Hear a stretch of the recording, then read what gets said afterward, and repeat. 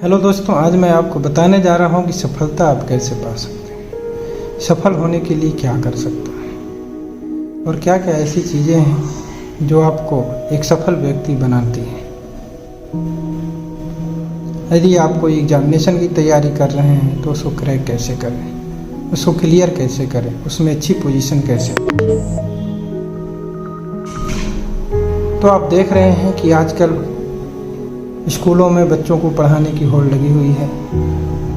बच्चों के पीठ के ऊपर इतने भारी भारी बस्ते, इतने लोड। सुबह 6 बजे से बच्चा 7 बजे से बच्चा निकलता है, 2 बजे 3 बजे घर आता है। घर पे भी ट्यूशन, घर पे भी कोचिंग, घर पे भी पढ़ाई, और बच्चा शुरुआत के 3 साल की उम्र से ही लगातार इस किताबों के बोझ के तले दबा रह जाता है।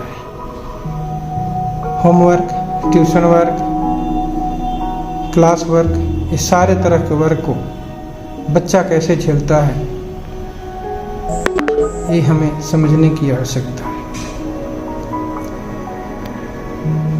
जहाँ तक सफलता पाने के लिए ऐसा कोई मापदंड नहीं है कि जो बच्चे फर्स्ट क्लास से ही 90% स्कोर करते हैं, 99% स्कोर करते हैं, वहीं आगे चल के सफल बनते हैं।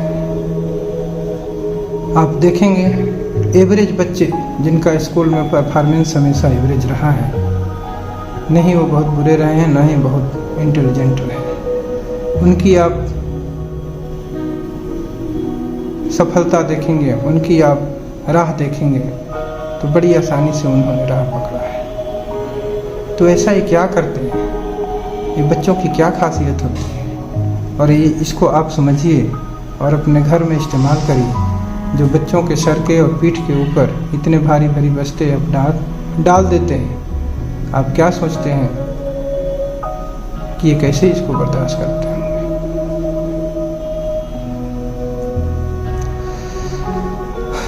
बच्चे को पढ़ाते समय इन बातों का जरूर ध्यान रखिए कि बच्चा उतना पढ़े कि जो उसकी सिलेबस हो उसके बारे में उसको एक आइडिया लग जाए कि उसने इस क्लास में क्या क्या पढ़ा था, क्या क्या जानकारी हासिल की थी। अगले क्लास में जाएगा तो वो जानकारी क्या क्या उसको हासिल करना है। बस इतना ही आप उससे आशा करिए। साथ में उसको खेलने का मौका दीजिए, गाने का मौका दीजिए। कोई ज़रूरी नहीं है कि सारे लोग एक ही पथ पे चलेंगे। आप उसमें क्या क्या करने की क्षमता है, वो किस रास्ते पे जाना चाहता है, इसको भी आप ऑब्जर्व करिए, और जो उसको अच्छा लगता है उसमें भी उसको समय दीजिए कि वो भी करके देखे। क्योंकि LKG, UKG और इतने KG हैं, उसके बाद 10th तक क्लास हैं, 12th तक क्लास हैं।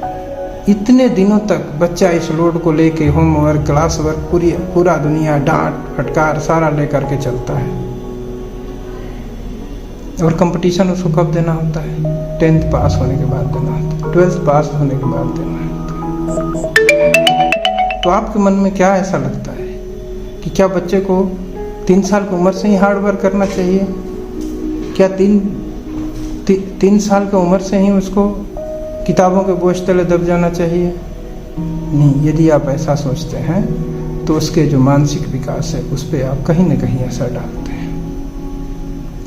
बच्चों को खेलने का मौका दीजिए, दौड़ने का मौका दीजिए, बात करने का मौका दीजिए, गाने का मौका दीजिए, कविता सुनाने का मौका दीजिए।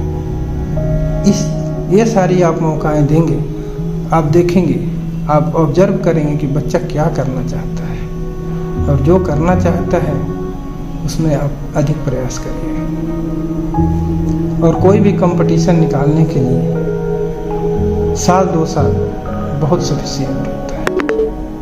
यदि आप मेडिकल की तैयारी करते हैं, आप इंजीनियरिंग तैयारी करते हैं, आप सिविल सर्विसेज की तैयारी करते हैं, तो आपको केवल 2 साल एक साधक की तरह, एक योगी की तरह तपस्या करना है।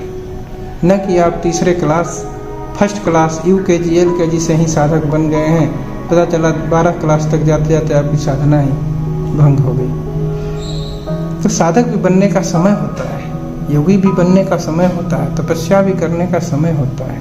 और जो भी कंपटीशन क्रैक करते हैं, जिनको भी कंपटीशन निकालना होता है, वो एक योगी होते हैं, वो एक साधक होते हैं। आप शुरुआती दौर से कैसा भी पढ़ने में हो, लेकिन आपको कोशिश करना है कि आप बहुत इंटेलिजेंट ना हो तो कम से कम आप एवरेज जरूर हो। यदि आप एवरेज स्टूडेंट हैं और आपने 2 साल केवल कठिन परिश्रम कर लिया, 2 साल तक तपस्या कर लिया, 2 साल तक साधना कर लिया, तो आपको कोई नहीं रोक सकता है। चाहे आपका हाई स्कूल में 12th में कुछ भी मार्क्स, चाहे आप 60% वाले हों या 99% वाले हों, बस आपको ये जानना है कि इसके लिए एग्ज़ाम में बैठने के लिए क्राइटेरिया क्या है, कितना परसेंटेज आपको चाहिए, उतना परसेंटेज बस बैठने के लिए चाहिए, और जो भी आप परिश्रम करते हैं उसका फल मिलता है। तो जो 2 साल के समय है जिसमें कि आपको योगी करना है, तपस्या करना है,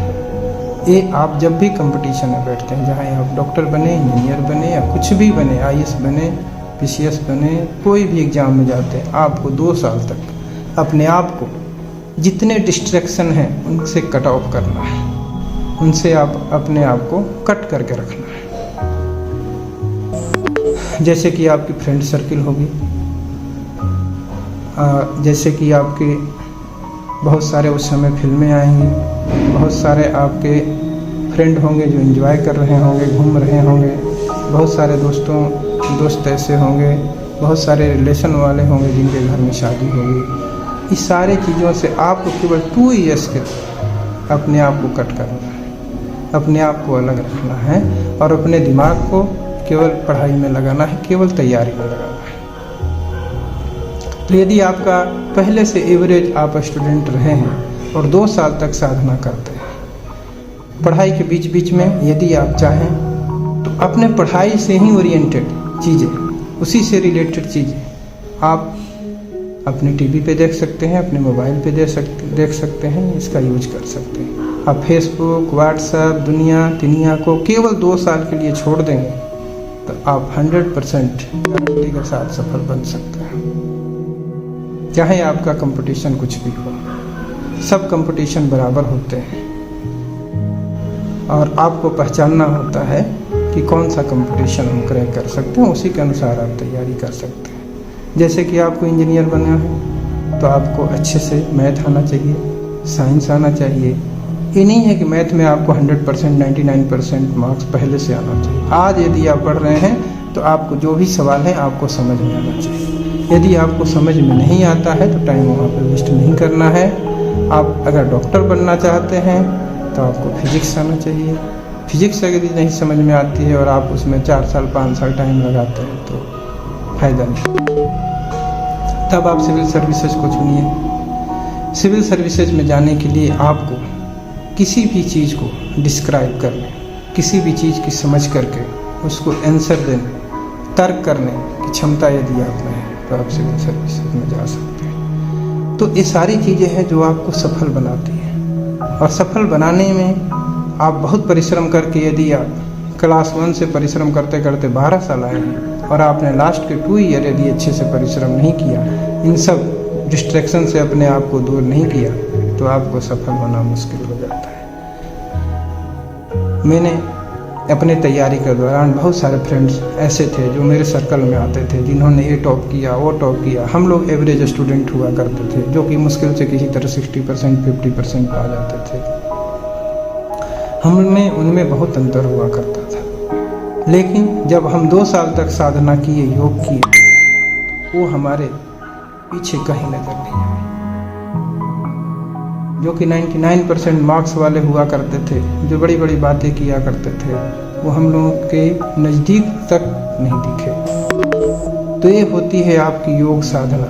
आप जब भी सफल होना चाहें, आप बहुत लंबे समय तक योग नहीं कर सकते हैं, साधना नहीं कर सकते हैं, तपस्वी नहीं बन सकते हैं। तो इस तपस्या को आप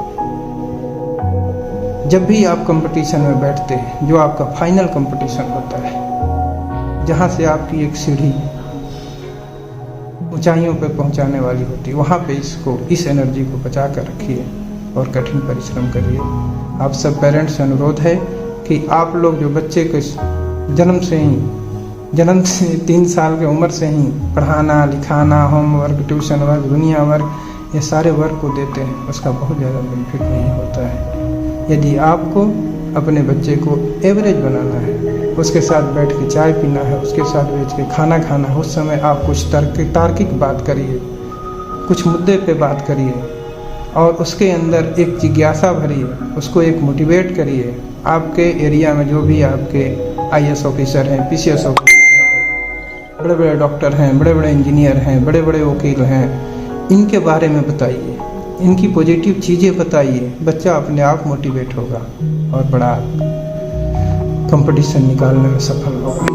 तो दोस्तों, आज मैं इतना ही कहना चाहूँगा। आगे और भी मैं आपको कैसे बच्चों को सफल बनाएं, कैसे बच्चों को ध्यान दें, इसके बारे में बताऊँगा। यदि ये वीडियो पसंद आता है तो प्लीज़ इसको लाइक करिए और सब्सक्राइब करिए। Thank you.